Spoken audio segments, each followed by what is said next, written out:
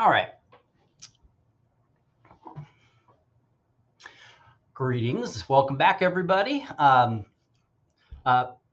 Connected to the last video as far as due dates, right? So again, there aren't any official due dates. The dates just indicate when the assignments, whether they're complete or incomplete, will be applied to your grade.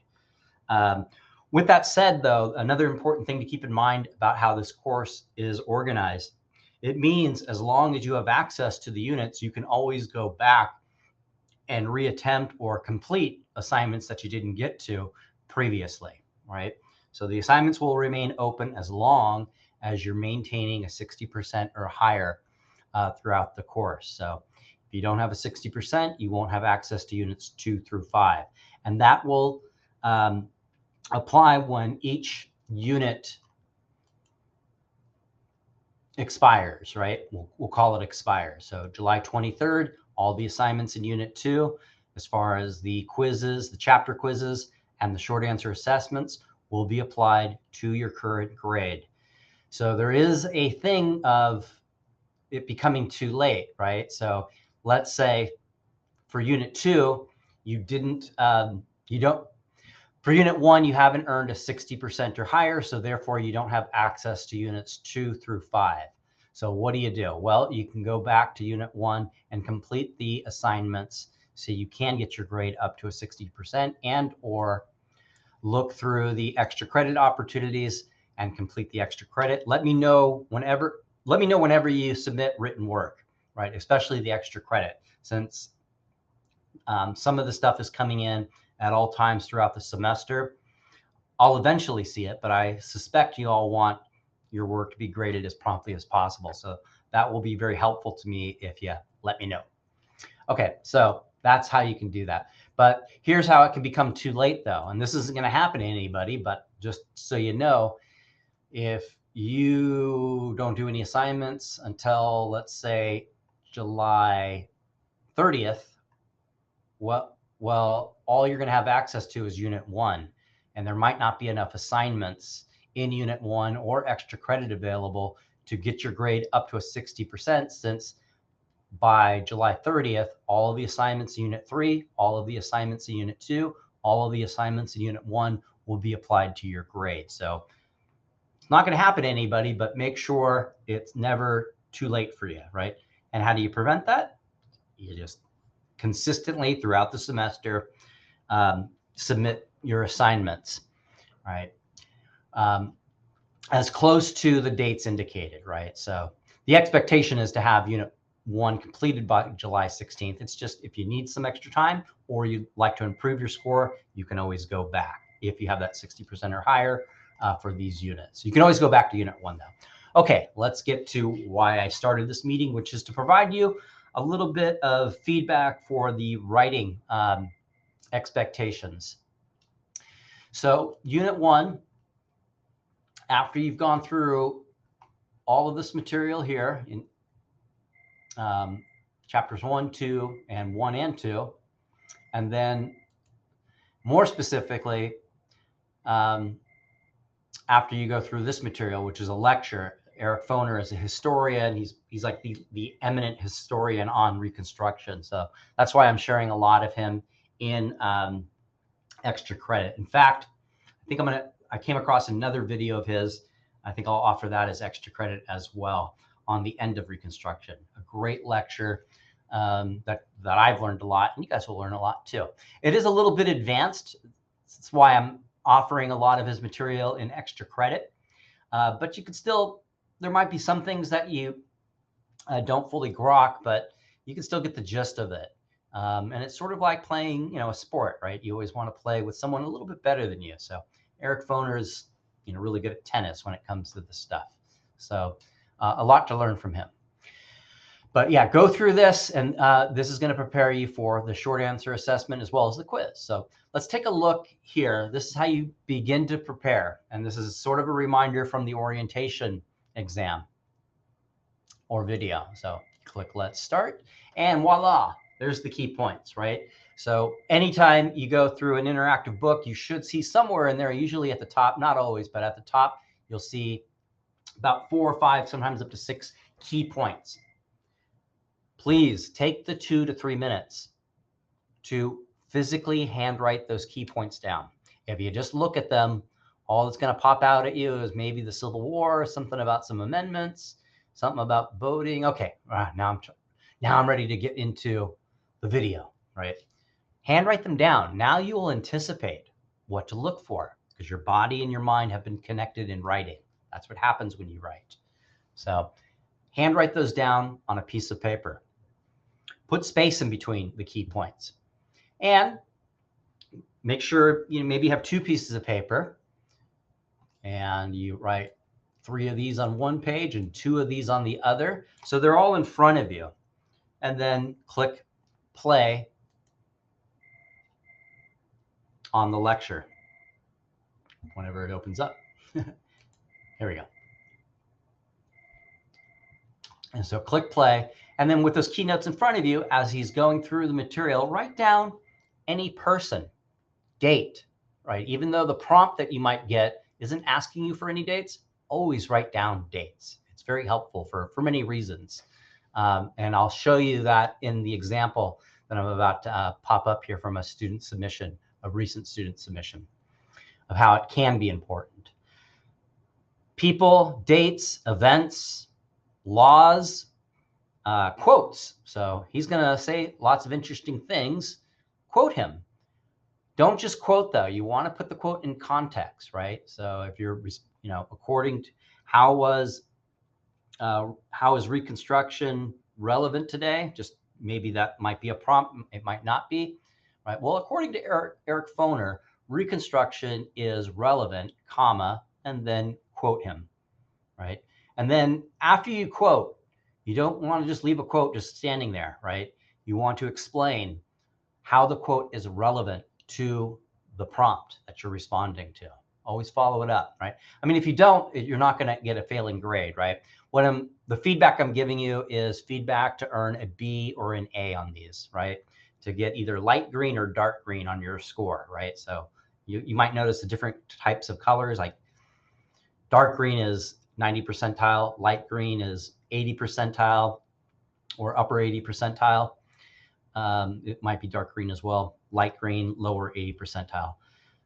Dark yellow, 70 percentile, light yellow, lower 70%, orange, 60, anything in red, that's below 60%, right? So we want to stay in the green, right? So let's stay in the green. Okay, so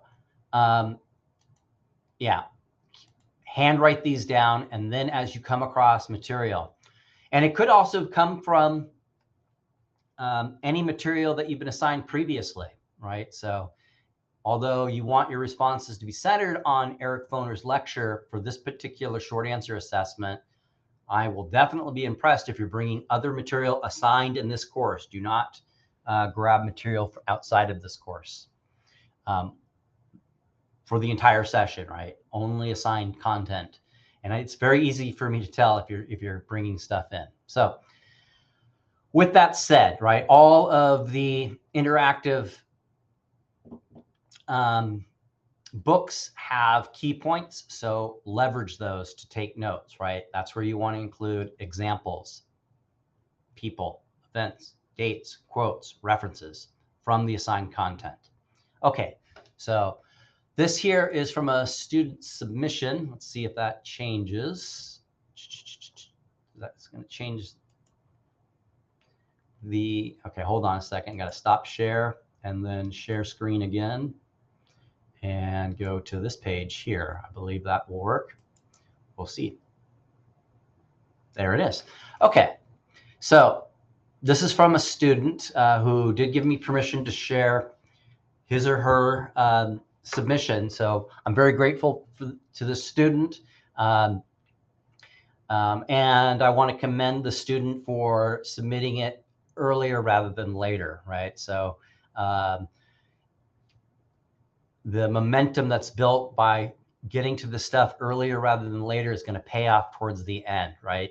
You guys are able to go forward in this course at as quickly a pace as you need to, right? Don't rush for the sake of rushing, but if you're able to, feel free to move ahead, right? I think I have a student almost done with Unit 2, which is great, right? But don't rush it for the sake of rushing. But what that will do for you is maybe towards the end of the session, you might be so far ahead that you can afford, because you're a little tired, because you might be a little bit anxious, you need a couple of days off. Well, you could afford those days off if you are almost done with Unit 4 by the time we're in the beginning of August, right? If you're submitting things at the last minute or behind, you won't be able to take the time off. Or if you do, it's only going to add to your stress levels, and the stress levels can descend into anxiety, and that's not what we want. Okay, let's get to this. So here is the prompt right here. What was the impact of the Supreme Court's interpretation of Reconstruction amendments? Okay, so here's the response. The impact of the Supreme Court's interpretation of, this is the student response, interpretation of the Reconstruction amendments had to do with that even though the 13th, 14th, and 15th amendments were passed to help create equality amongst everyone, there were minor things that about each of the amendments that did not 100% guarantee their rights. For example, even though the 13th Amendment was said to have abolished slavery, private discrimination was out of Congress's control. The same went for the 14th Amendment, where particularly certain congressmen supported segregation. Some might have favored business over workers.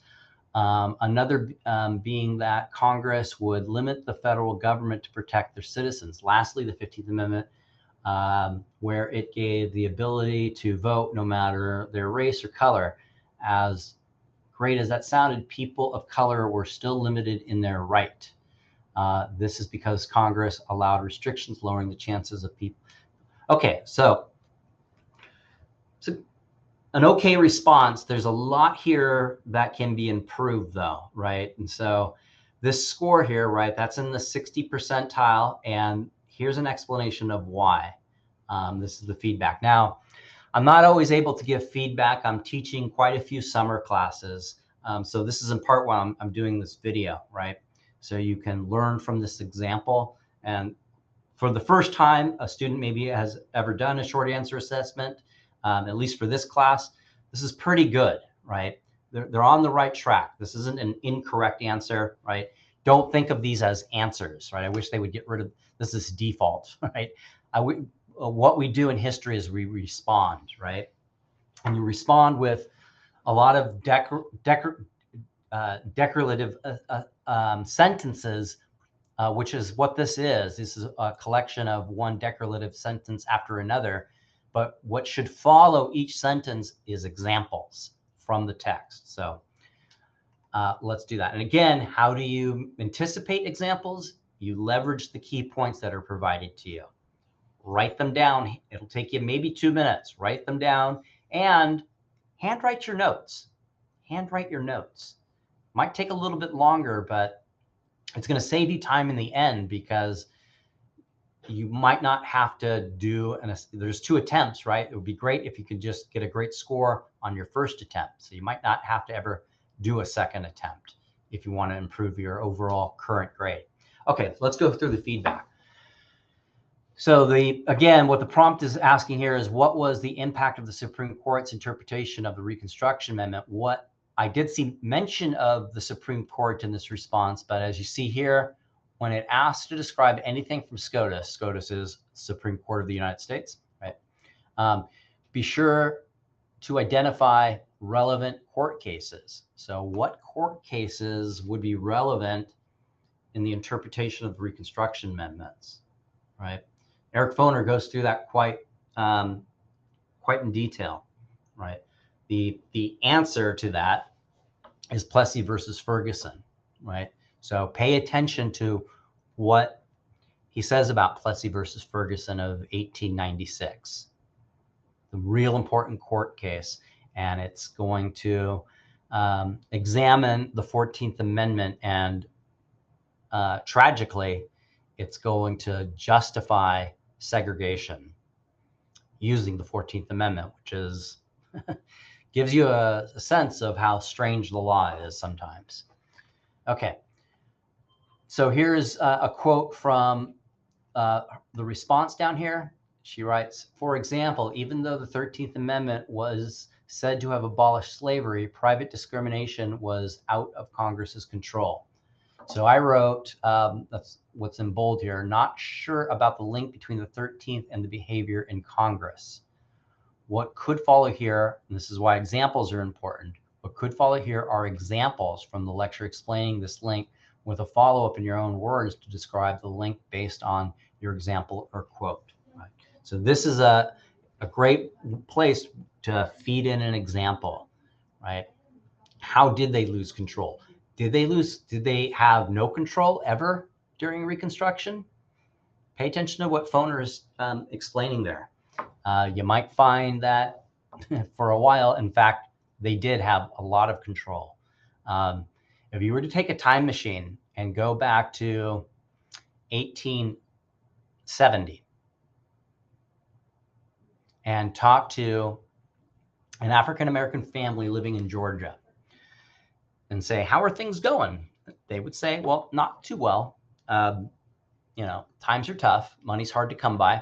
And, you know, we kind of feel threatened by the greater, wider community of this country. But 10 years ago, we were all enslaved, right? So if you're thinking 1870, yeah, anybody living in 1870 of African descent living in the South most likely was enslaved. So 10 years ago, we were enslaved, right? As a result of the Civil War and the 13th Amendment, not anymore.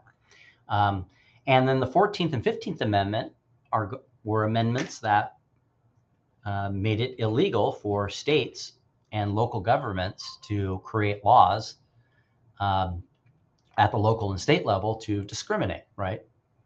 And it made it illegal for states to restrict the right to vote based on condition of former servitude, being enslaved. The Constitution doesn't really like to use the word slavery, so you'll always see these kind of code words for it.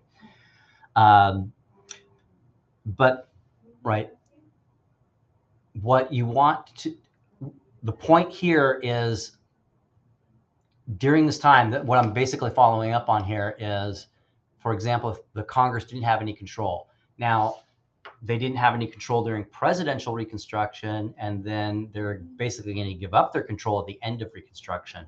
But with the passage of the 13th, the 14th, the 15th Amendment, the Freedmen Bureau, the Civil Rights Act of 1866, the Reconstruction Acts of 1866, sending troops down into the South. Congress did that, not the president.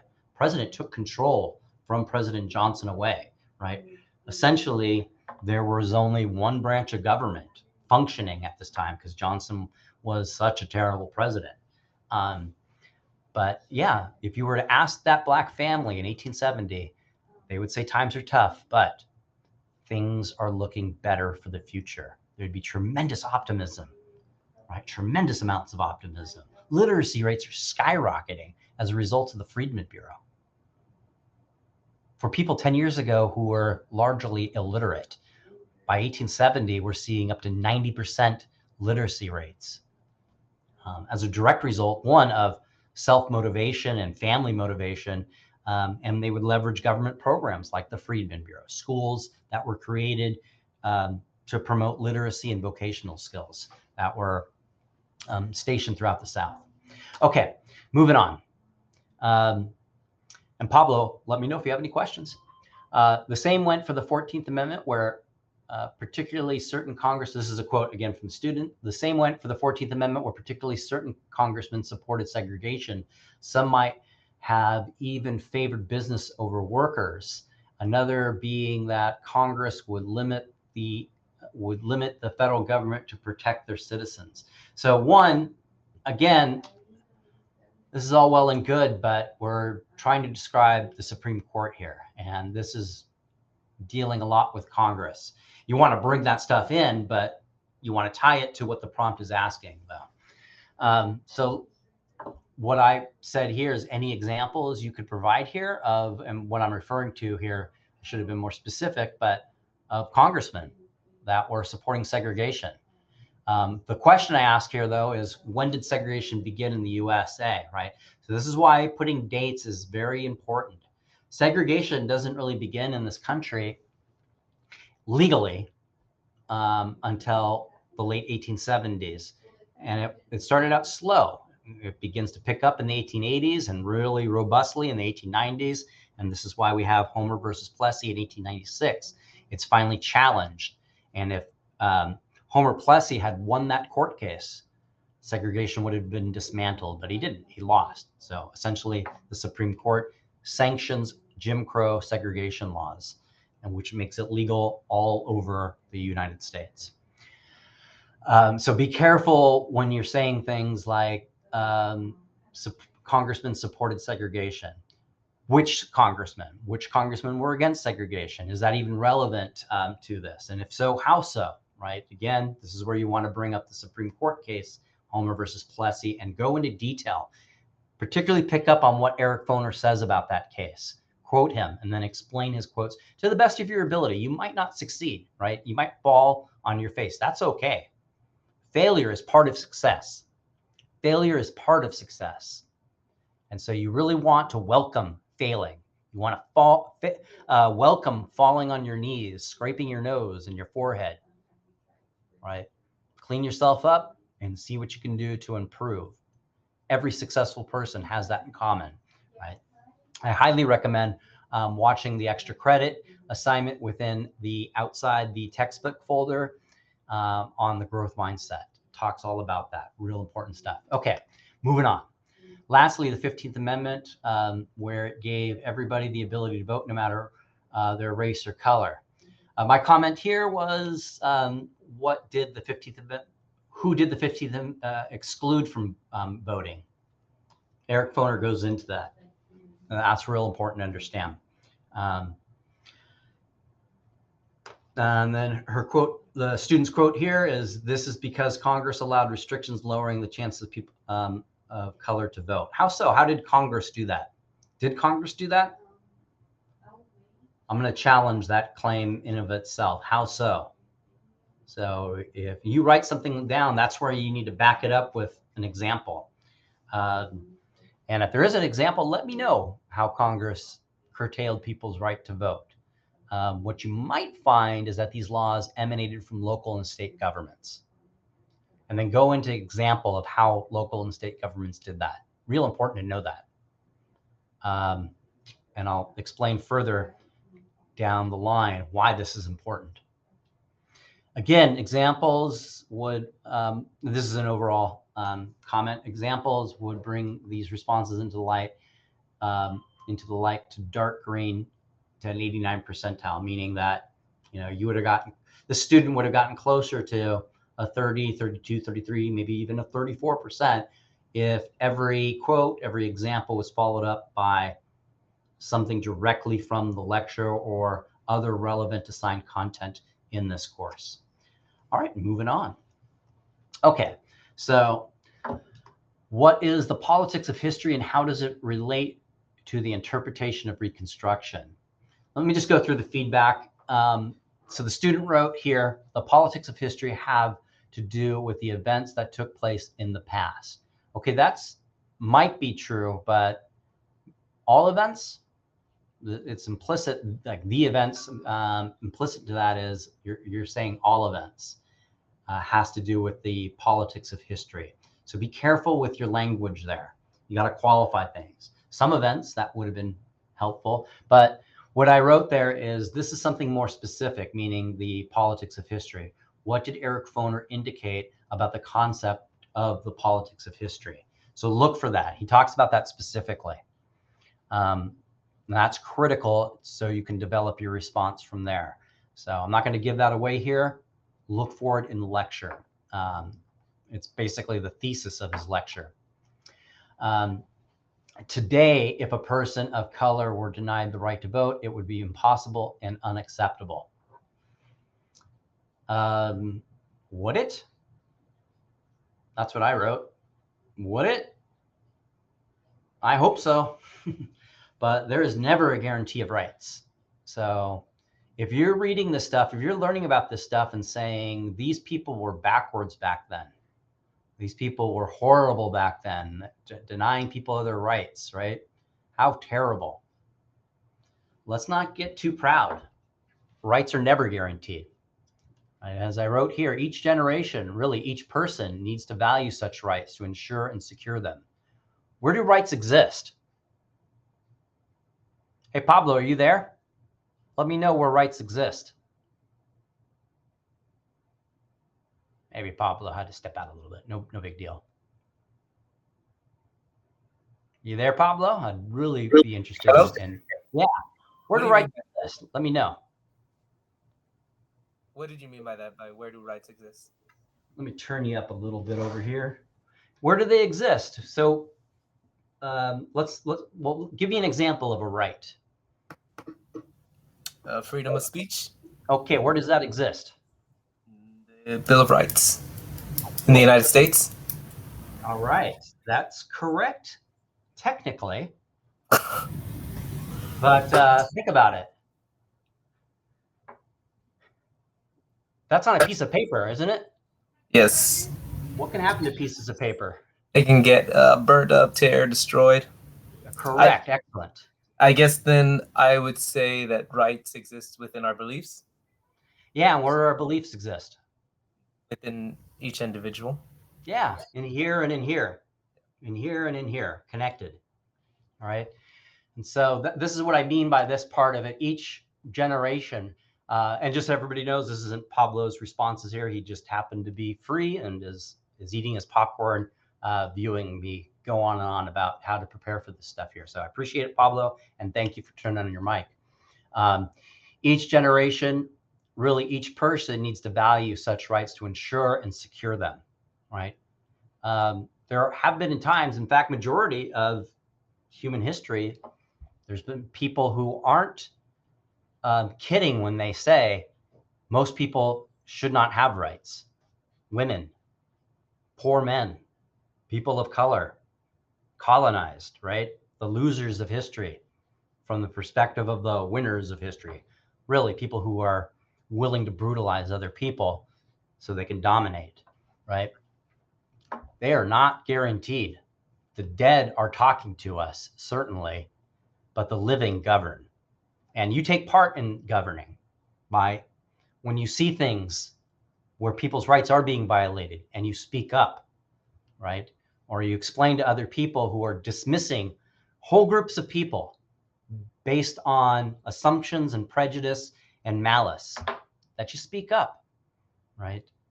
And when you engage in politics, let's say voting or supporting a certain candidate, does that candidate actually believe in natural rights? Rights that are inalienable, right? So inalienable means they cannot be taken away. So our rights aren't given to us by the government. They are simply secured by the government. They're there as a referee to make sure other people aren't violating your rights, or local governments or state governments or the federal government, right? Or your employer. I think you guys get my drift there. But yeah, I really appreciate the student saying this, because I think this is a common assumption here. Today, if a person of color were denied the right to vote, it would be impossible and unacceptable. Both incorrect, right? And again, no harm, I'm not trying to make the student who wrote this feel bad. This is probably a normal assumption about our rights. They're not secure, right? Just because things were secured in the past doesn't mean the next generation or this generation is going to hold on to them. And if you pay attention to what's going on in politics today, you get a sense that some of these rights might be on the line, right? That could be overblown, but it's a conversation out there. Okay. And then she writes, this is because the 15th Amendment protects us under the law. Okay, excellent. How so? Right? And what is that in reference to? Let's see. Today, a person, it would be impossible. That is because the 15th Amendment protects us under the law, right? So this is true, and I get that you're making the connection to the student who wrote this. You're making the connection between this claim and this claim, but you need to qualify this, right? You know, by basically saying, you know, the right to vote protects individuals from local and state governments from having their right to vote denied them, right? Something to that effect where it connects to what you're saying here to here, right? So anything about the 13th actually allowed slavery to continue, right? This is something that's just, I'm pointing out, that's missing in this response here. Didn't really go into the 13th Amendment. Look for how the 13th Amendment allowed for slavery. It's kind of weird. 13th Amendment is the amendment in 1865 that abolished slavery, but there is a little caveat in there that allows for slavery to this day, right? There is legal slavery in this country. So see what Eric Foner has to say about that. Quote him and then explain in your own words what that quote means. Any historical events you can identify from the lecture that are relevant. So yeah, that's an overall response to just bring in historical examples that are relevant to whatever the prompt is asking, right? Okay, last but not least, what were the, did I put the feedback here? I didn't put the feedback here. 1 second, I think I have it up here.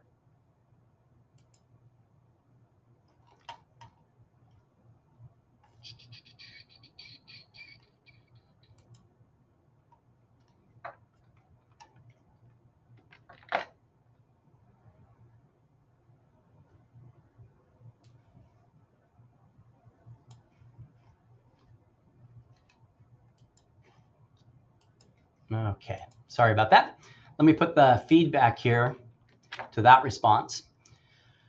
Okay, and again, I probably won't give this kind of feedback for all students. I've got just too many students. If I have time, I will, and particularly for the first assessment. But let me just say this, if you ever want to have a one-on-one meeting like this, when our schedules can link up, we can definitely do this. And I'm typically available around this time, late morning, early afternoon. Okay, so the student writes, well, I would start off by saying that African Americans had an extremely difficult time during the Civil War and Reconstruction era. Way before and even at that exact time, they were enslaved, stripped away from obtaining citizenship, not granted equal protection of the law, and even denied the right to vote. So my feedback here is any example of people relevant to this quote from the lecture. And again, this is where examples and dates would be helpful. That's not true for the entire Reconstruction era. I mean, we have to really appreciate just the 13th Amendment alone. Freed people, big deal, right? And so they're not enslaved during Reconstruction. So you need to be specific about what you're talking about there. And during basically from 1866 through the 1870s, the majority of African Americans in the South are voting.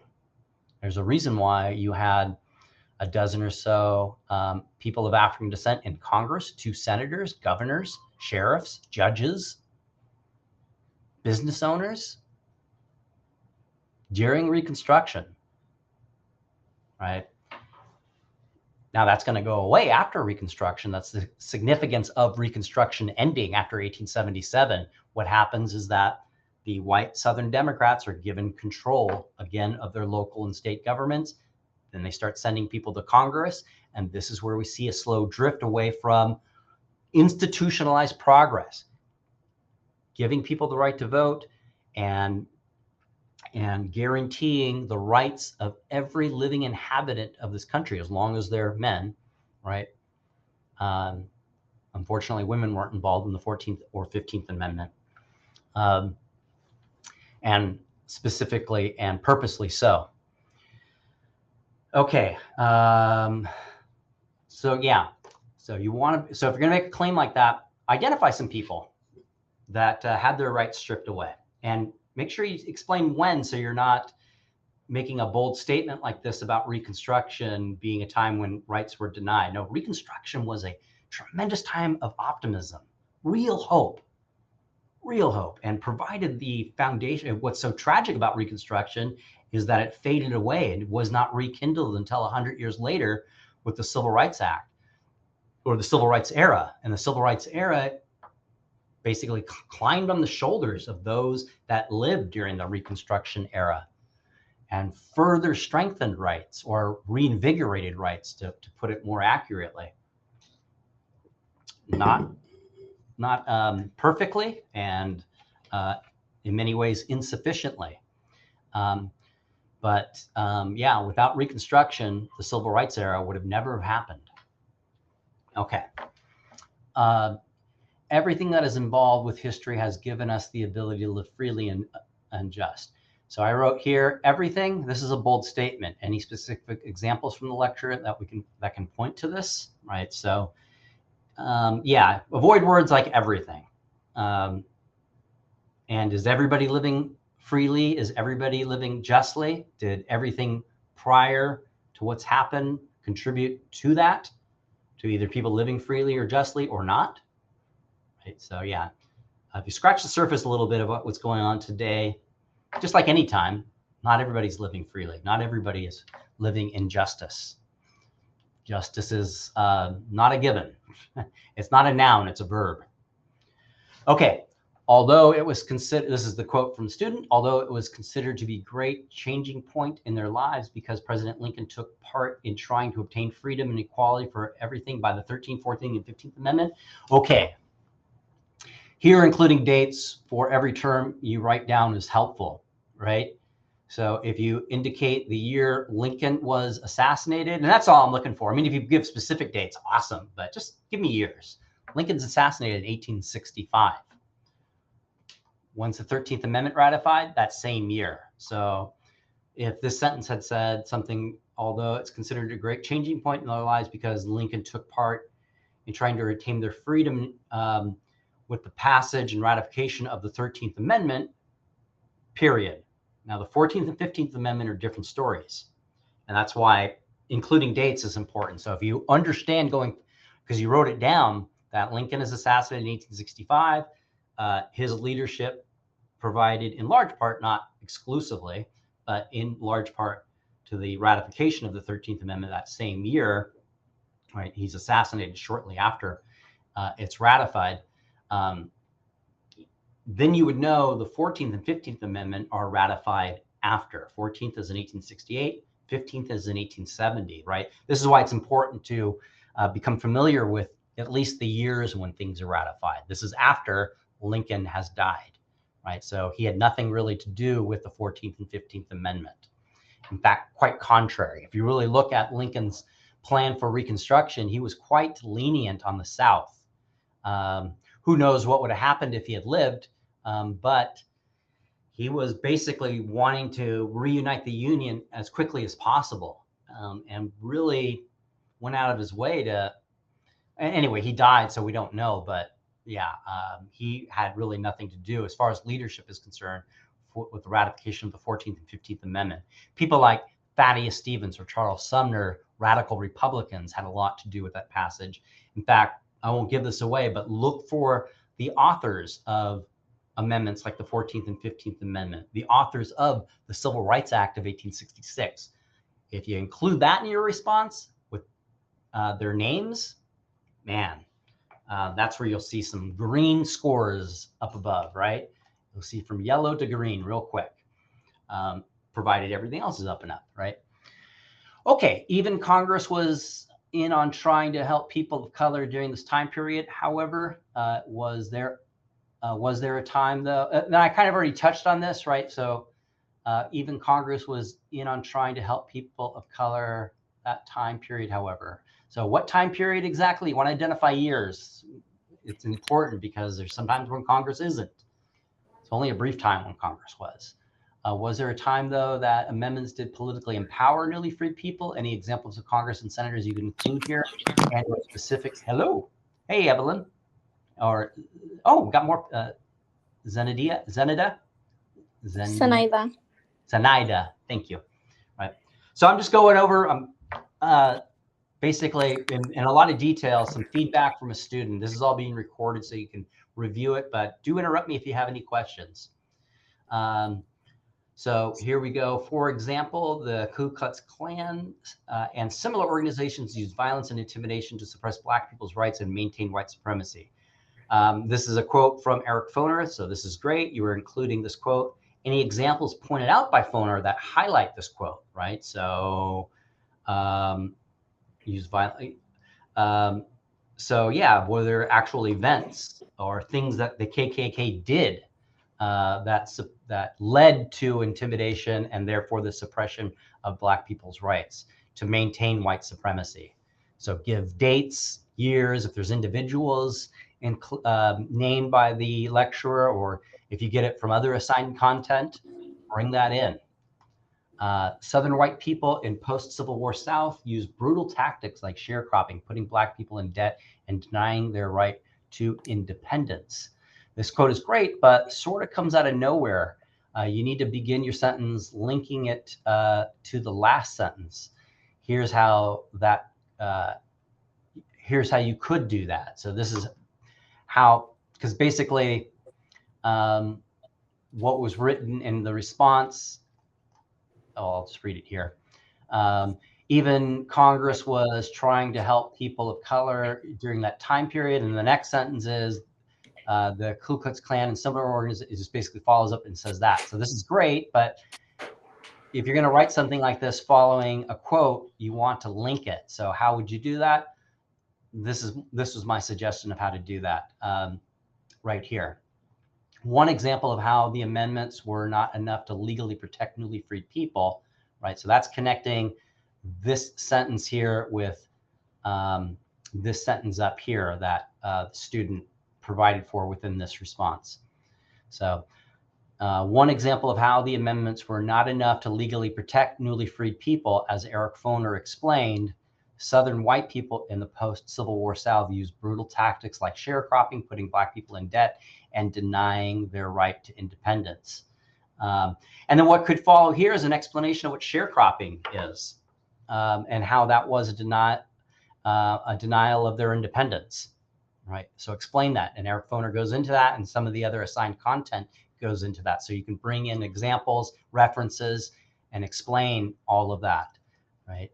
It was particularly a never-ending story for African Americans during the time period because they were so close of gaining their rights. Excellent, right? That's a great thing to point out. You want to be specific about something like that, but I'm glad that you're giving some indication that you understand during this time period, they did enjoy rights for a brief time, but every time they were, something tried to stop it. So this is where you want to get specific. How were they stopped? How were those rights ultimately disintegrated over time? It doesn't happen like that, right?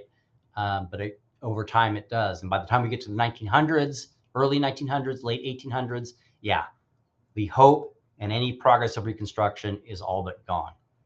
Okay, I've been going on long enough, as Pablo fully realizes, since he's been here, I think, since the beginning. So this will be recorded, so please review. I can stay if anybody has any questions, though, whether it's related to what I just said or just any questions in general. I had one. Yeah.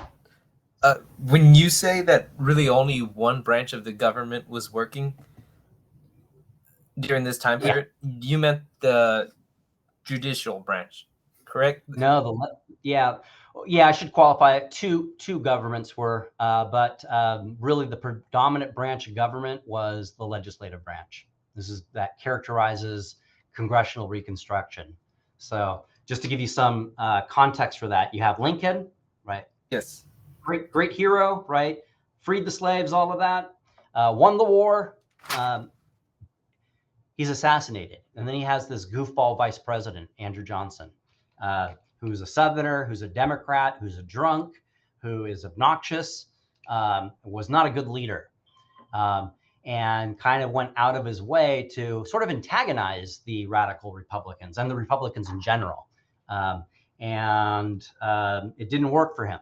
Basically, Congress was able to leverage a power within the Congress, a check that Congress has on the executive branch, which is to override any veto. So the Civil Rights Act of 1866, the legislation behind the 14th Amendment, the 15th Amendment, the Freedmen's Bureau, all of that is going to be vetoed by Johnson. But the Republicans have such a majority, and the radical Republicans are really running the show, that they're going to override all of Johnson's vetoes. And how about Right? So, when the Redeemers come in the picture? How do they yeah, affect yeah. So redeemers, think about the word redeemer. What are they trying to redeem? Do you themselves? suppose? No, be specific. What are they trying to redeem? Well, they're coming back after So who are these people? ex-Confederates. Yeah, white Southern Democrats, right? And so what they're trying to redeem is white supremacy, void of slavery, right? So slavery's gone. It's not just the 13th Amendment legally got rid of slavery. The war itself got rid of slavery. Just think about the being in that war as an enslaved person in the South. As the North is invading the South and liberating the South, those enslaved people are running towards those Union soldiers. And that happens again and again and again. And by the time the Civil War is over, not a majority of the slaves, but enough of the enslaved people have already run away. And the 13th Amendment basically said, well, the war itself destroyed slavery, so we're just going to make this a permanent thing now that, slavery has been disrupted by the war. So the redeemers are trying to redeem white supremacy. And this is how they're going to get to your original question, what they're going to do is, well, basically, when Reconstruction ends as a result of the election of 1876, and incidentally, I'm going to provide an extra credit lecture by Eric Foner that goes in great detail about that election and the process. But basically, the Republicans say to the South, we're going to pull the troops from the South, and we're going to give you what was referred to as home rule again, right? And so this is what we mean by Reconstruction ending.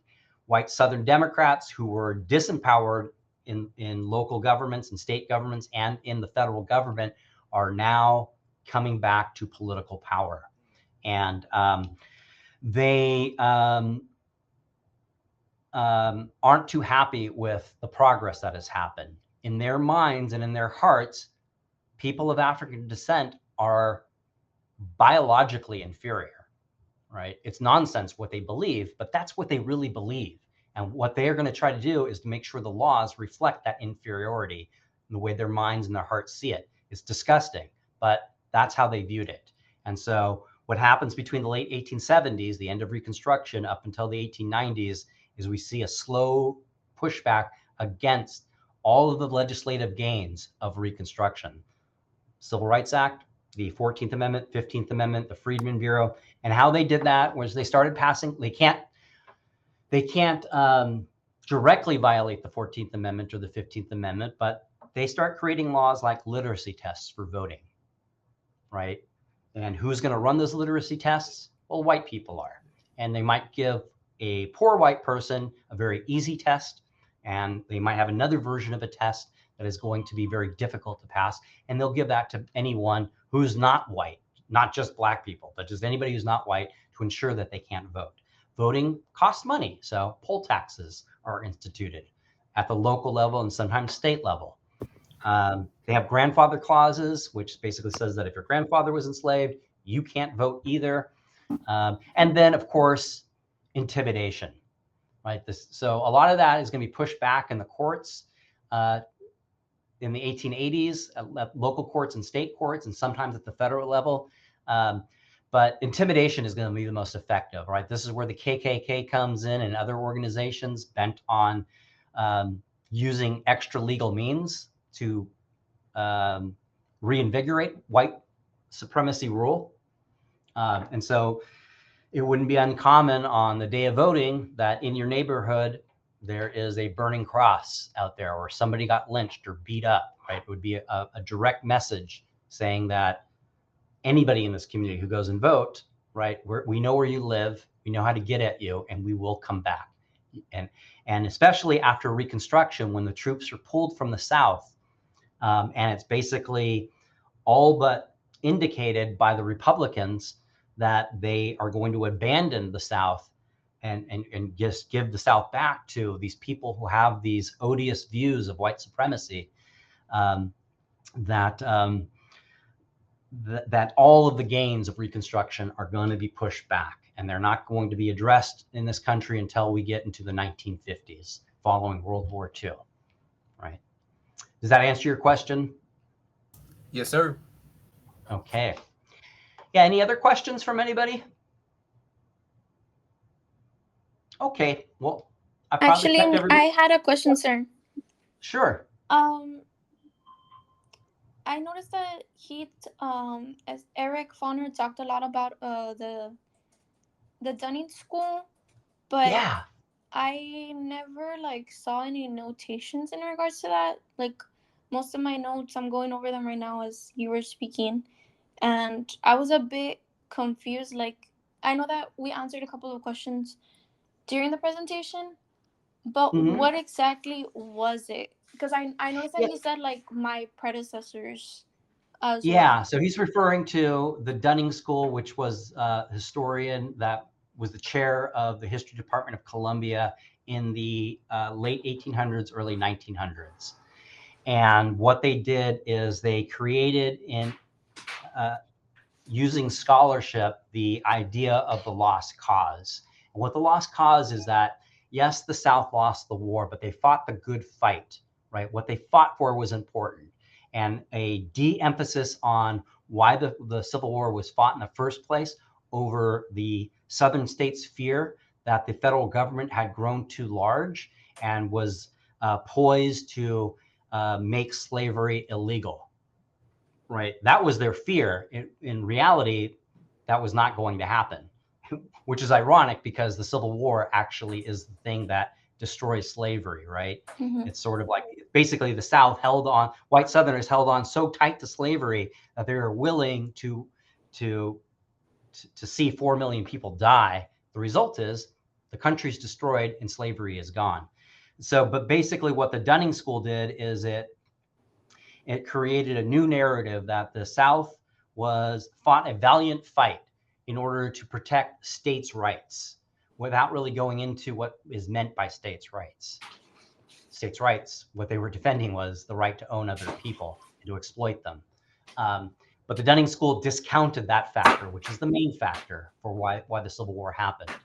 At least from the Southern perspective, if you read a lot of the Southern states' Declaration of Independence, they say very explicitly that we are leaving the Union because we feel that the proper status of the Negro is to be enslaved, and they are inferior people. They put that in writing again and again and again. So they were very direct why they were fighting the war. The Dunning School tried to discount that and create a narrative that basically Reconstruction was a time period of a lot of corruption, right? And why was it corrupt? Well, because Black people were in Congress, right? It doesn't really say that specifically, but that's implied, right? It was a time of a lot of corruption. And basically the response to that is, well, when has Congress not been corrupt, right? Reconstruction isn't a special time. And in fact, you can make an argument that what followed Reconstruction was far more corruption during the Gilded and Industrial Revolution. But anyway, that's another matter. But that's what he's getting at. Dunning School was Eric Foner works for that department, right? He obviously doesn't work for it when the Dunning School happened, but that's why he's saying my predecessors, and he's deeply critical of the Dunning School. Again, it's a lost cause narrative. Reconstruction was corrupt. It lost the plot, and it basically created a narrative that the South fought a good fight. And the main issue was the entire concept of states' rights. Does that help at all, or do you need further clarification? No, that was good because I just kept wondering like that he mentioned that, and I didn't see it in my notes at all, so I was kind of like thrown off by it, Yeah. and I didn't quite comprehend. Yeah, excellent. And thank you for asking that question because yeah, Eric, I think he's giving a lecture to like juniors and seniors. It doesn't look like a grad school seminar, but it looks like history majors. So yeah, that's very possible that he might be throwing out terms that you're like, what is this guy talking about? So feel free just to get a hold of me on Pronto, and I can give you a little bit of background if there's a term or a concept or an event that he or anybody else that I might be introducing you to, that you're like, what is this exactly, right? That kind of thing. Just seeking clarification, in other words. Yes, like his book, The Second Founding, it's mostly just about him writing about the Reconstruction era. Is that correct? That's kind of what I grasped from what he Yeah, was speaking. yeah, he's an historian of Reconstruction, and his a lot of his narrative and argument is Reconstruction was the Second American Revolution. And that's sort of a play on the Southern's perspective of the Civil War, right? So if you were to go back in time and talk to a Confederate, they wouldn't call it a Civil War. They would either call it a war of Yankee aggression, the North is invading us, or the Second American Revolution. And so he often refers to it on purpose as, when it comes to Reconstruction, not the Civil War, as the actual Second American Revolution. Okay, yes. That does kind of sound like what he was saying. I had to rewatch the video like 3 times because okay, well, bless your heart. No, it kept messing up. Like, and then it doesn't. Yeah, so that's why I was like, some things were standing out to me because like what you don't listen to the first time, like, I guess you have to watch multiple times to kind of comprehend on what he's trying to say. Yeah, and that's not such a bad thing to have to review it. I get it, time is limited, so if you don't get it all right, and do keep that in mind. Although you should strive for your best on these short answer assessments, there's quite a few of them. Like each unit either has anywhere from 1 to 2 to sometimes up to 4 short answer assessments to do. In other words, there's quite a few of them, which on one hand you're like, damn, I don't want to keep having to do these short answer assessments, but on the other hand, it's better because none of these are going to be make or break your grade, right? And so if you do consistently well, awesome, you're probably going to get a good grade. But if you don't do well on 1 or 2, especially this first one, since you're just trying to get a feel of, well, what does this teacher expect of me? Why? Well, this is why I'm putting out this video. This is what I expect. And again, what I'm saying, if you're just in it for the C, right, that's cool. If you're just trying to get credit and you just give me some general responses, you're more likely going to get an upper 60 to 70 percentile. And you could still get a good grade in this course if you're not doing too well every once in a while on some of these short answer assessments, if you're doing the other assignments to the best of your ability. Okay, I've got to go pick up my son, so I'm going to leave it at that. And thank you guys for playing. That was a little bit longer than I expected, but you guys are able to fast forward these or put them on a different speed, so go for it. But encourage your other classmates to take a look at this video. If I do say so myself, I think this might be very helpful to know what to expect for this assessment and assessments going forward. But other than that, you guys have a good afternoon. I'll talk with you guys later. This will be available. This is a long one, so it'll be available probably in the next 10 or 15 minutes. Thank Take you. care. Ooh, it was almost an hour.